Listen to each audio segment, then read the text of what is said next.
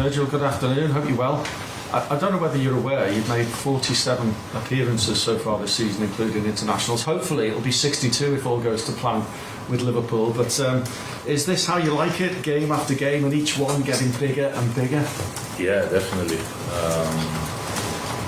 I think maybe the manager said it already in the media, but if you would say at the start of the season that you would still be in all competitions by this time of the year,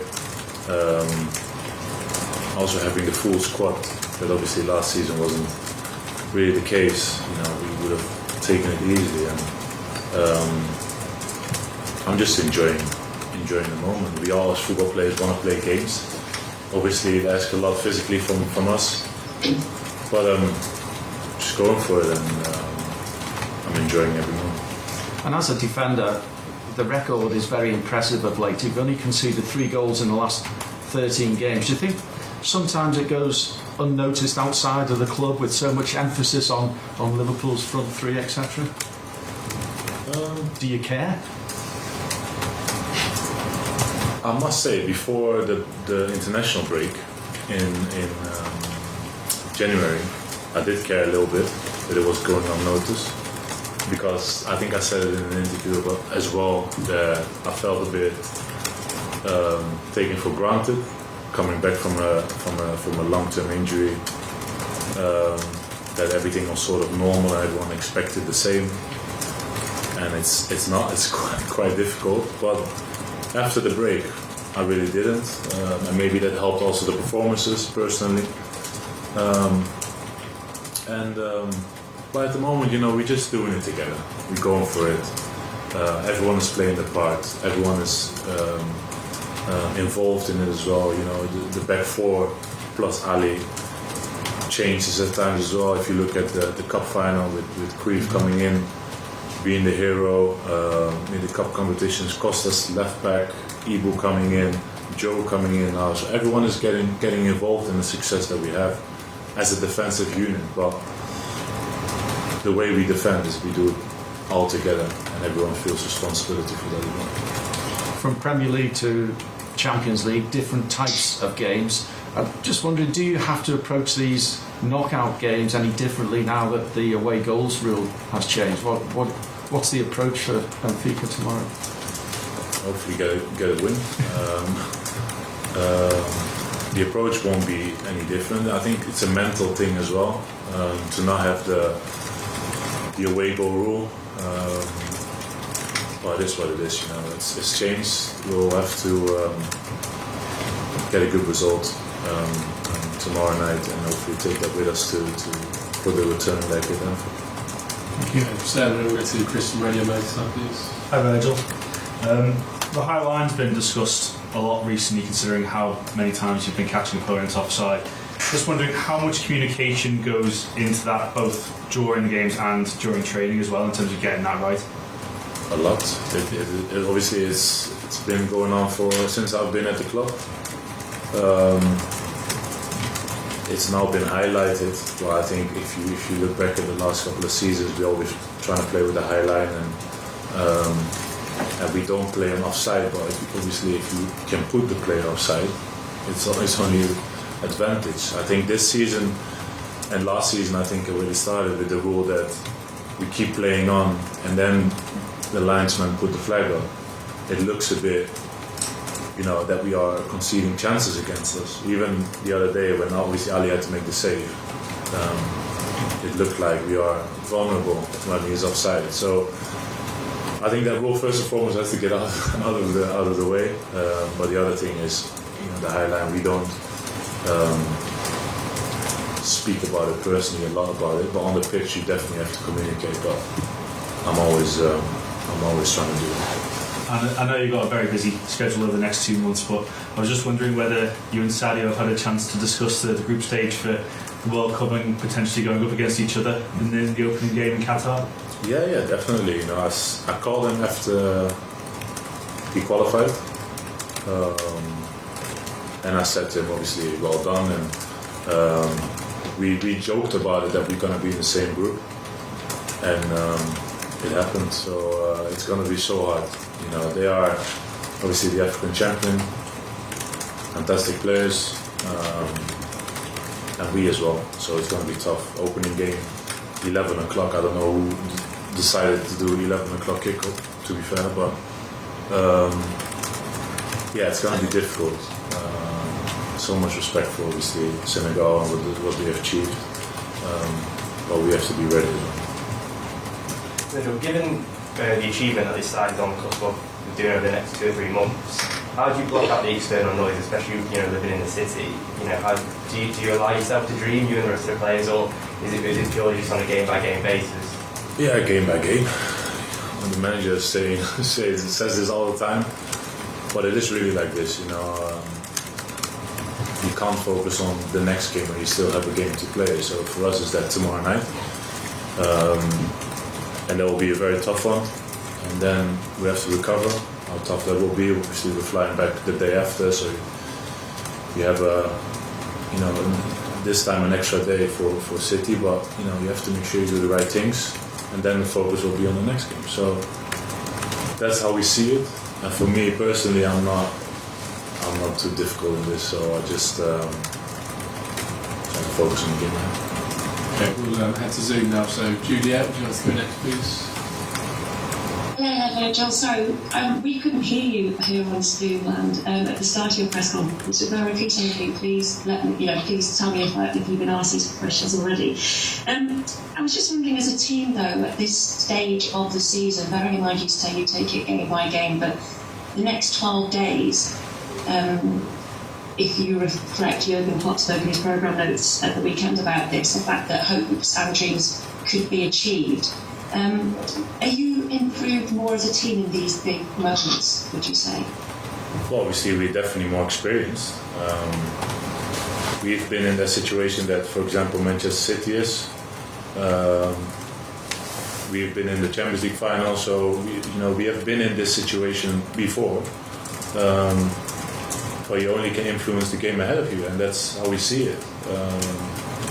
Tomorrow is going to be a big one of the two that's ahead of us.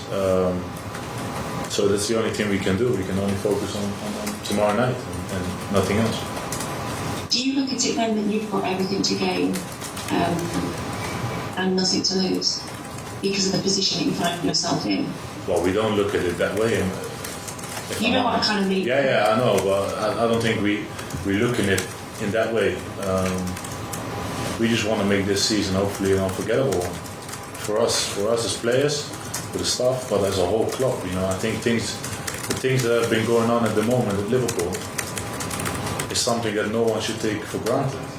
We are, as a group, we are very stable. We have a fantastic squad with the manager, the whole relationship with the club, the performances.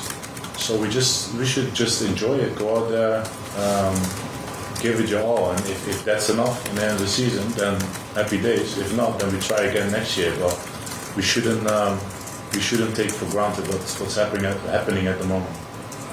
Just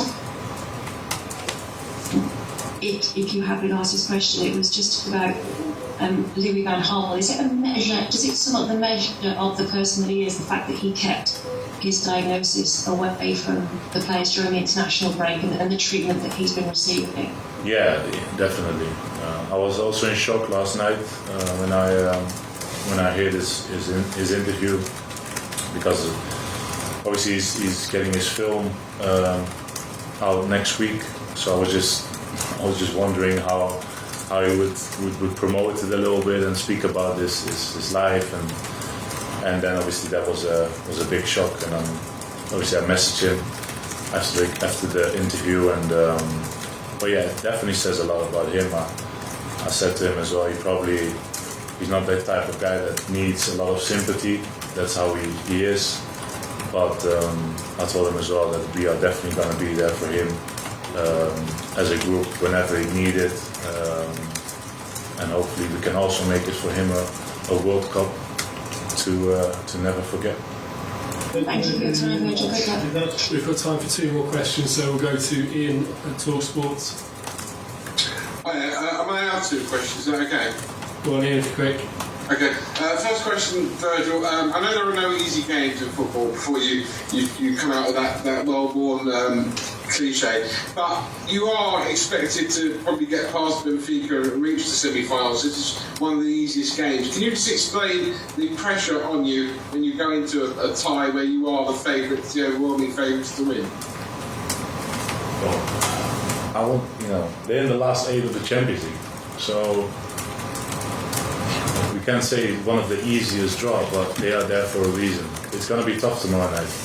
I watched the game when they played against Barcelona at home.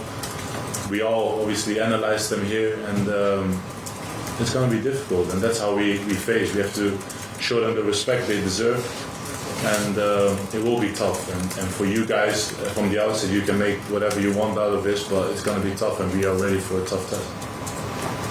And the other one was that the pandemic robbed you of celebrating the title win with your fans, of going through Liverpool and celebrating that particular massive achievement for the first time in 30 years.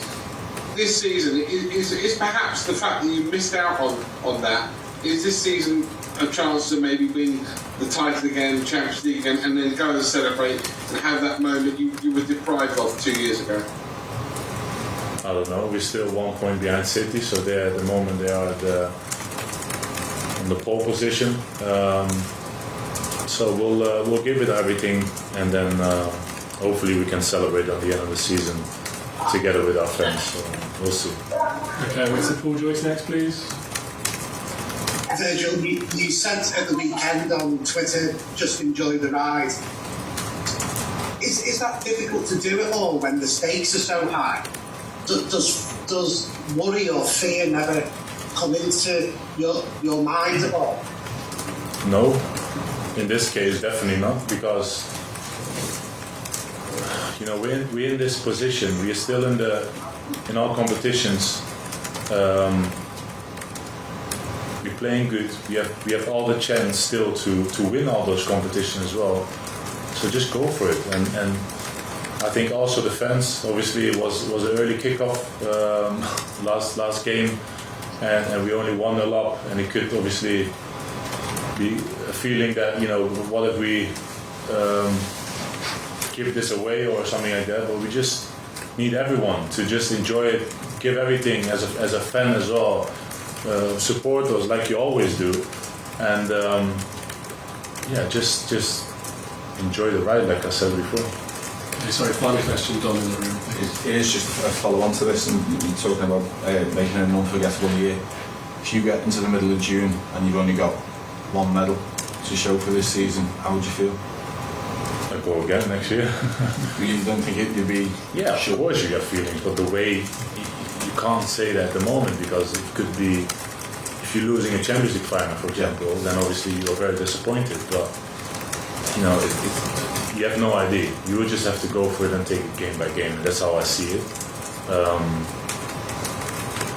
And what else can you do? You have only the influence on, for example, tomorrow night. If you don't get a good result tomorrow night, it makes it a lot difficult at Anfield when we play the second game. And then, what if you're out? So how will you feel then? So it's like you don't need to think what's going to happen in mid-May.